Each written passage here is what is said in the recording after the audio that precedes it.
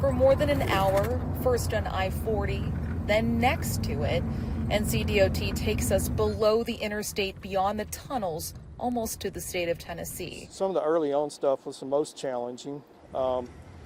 Trying to figure out our design that will be resilient. Over the last year, crews have been constructing this causeway nearly 60 feet below the actual road to help them easily bring materials in to reinforce and rebuild about 5 miles of interstate. Hopefully we can prevent what's happened out here from happening again. These soil nail walls are a temporary solution to let traffic continue to move. But starting this fall, crews tell us they plan to put their permanent fix in, which is as strong as a dam.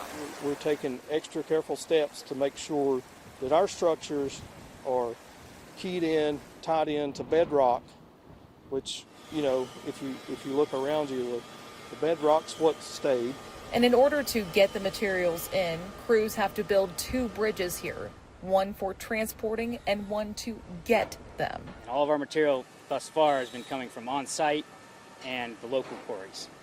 And as far as cost savings and time, it will be tremendous. Reinforcements will be built here, then installed. It's estimated to cost $1.36 billion and fully reopen in 2028. Jen Cardone, Queen City News.